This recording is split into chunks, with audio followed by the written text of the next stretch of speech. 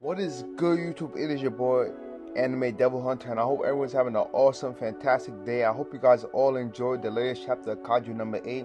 Last week, unfortunately, we had no chapter, but we're back this week. We had a nice 22-page chapter full of information and the current status of Kafka. It was all an awesome, dope, amazing chapter. I can't wait to get into the review. But before I get into this review, please, if you are new to this channel, make sure you hit that like button, make sure you hit that subscribe button, join the family. I only have about 2 videos up to now, so definitely go ahead and check out those 2 other videos.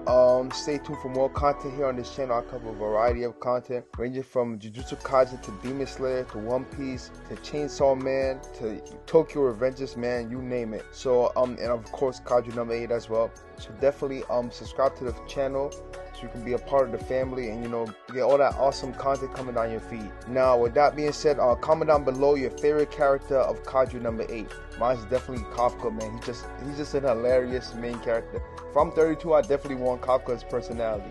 He's hilarious. But enough of that, let's get on with the review. Now the chapter begins with a discussion of what's going on. The higher ups are talking about the situation, Kafka being a Daikaiju. One of them thinks Kafka is some sort of double agent, and he thinks Kafka is a kaiju trying to infiltrate the defense force, which I can totally understand to a certain degree. One of the higher ups asks, what do they tell the press? The dude with the eye patch immediately blocks out the idea of the public finding out and says we ought to keep this under wraps as we did with Kaiju number 9. And then he says one of the most important things, in my opinion, in the chapter.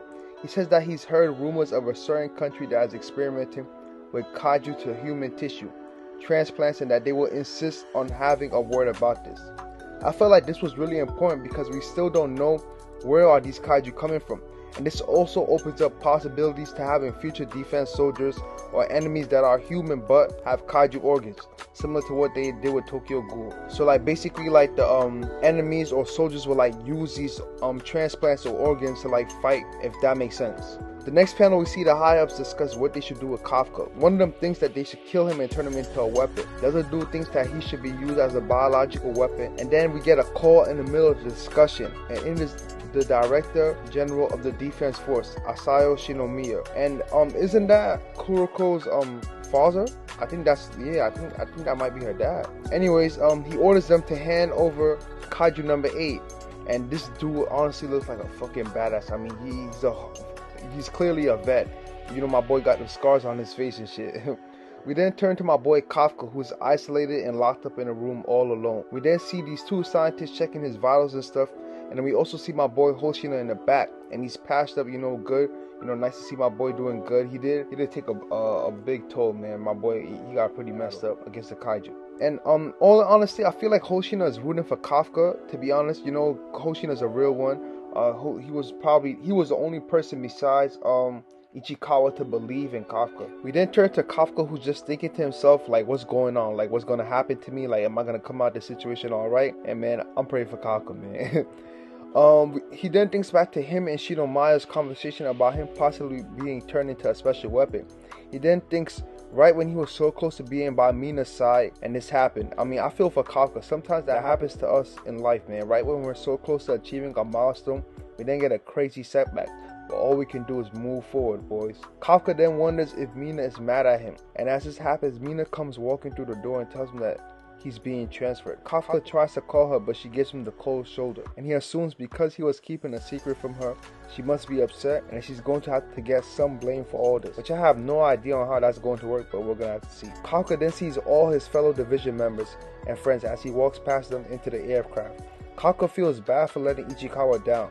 As he walks in, he thinks, I'm sorry, this time it really is the end for. And right before he could finish that thought, Ichikawa yells that he has faith that he'll come back. And shout out to Ichikawa, man. He believed in Kafka from the get-go. That's a real one. Drop a like if you agree. We then turn back to Kafka, who is amazed. Mina then gets mad at Ichikawa for bursting out loud and says when she sees him, he owes her 50 push-ups. Mina then says, Kafka, when you dash in to save the base without a moment's hesitation, I was shocked to see you as a kaiju, but I also thought that this is such a Kafka move. She then asks that they have testimony and footage to vouch for him, and that they could prove that he's human, there's a chance he can escape disposal. And they're also going to report all his good deeds as an officer. This was awesome to see. I really hope Kafka could get out of this situation in one piece and continue his work in the defense force. Mina then tells him not a single person in the 3rd Division considers him a kaiju threat, and in all honesty, that was the highlight of the chapter for me. This showed me everyone in the 3rd Division believed and trust Kafka, and I really love hearing that, man. Mina then tells him that he has to sit because they're going to take off, and as she begins to read him the article of Defense Force regulations, Kafka interrupts her and asks her, can he still strive for a place by her side? And she says, sure, she'll be waiting. You know, a nice little wholesome moment between the two. My boy Kafka crying, and you know, he getting emotional and stuff. You know, you gotta love Kafka. We then see a dialogue that says, Buckheads 23 to 31 seal locks are in proper working. Order Kaiju number 8 is now contained. Episode 4, Kaiju number 8 captured. And we end the chapter off with a determined look from Kafka. And you already know who he's thinking, man. Whatever happens, I'm making it out of here no matter what. That's the end of the chapter. I hope you guys enjoyed the review. Thanks a lot if you made it all the way to the end of this video. Drop me a like if you enjoyed the video. Hit the subscribe button for more content. It is your boy Anime DevilHunter. Definitely I'm gonna try and get our One Piece 113 review. That chapter was honestly fire, man. I love that chapter. The ending was a bang, but you know I'm not gonna spoil that for my boys over here. Anyways, it is your boy Anime DevilHunter, and see you boys in the next one.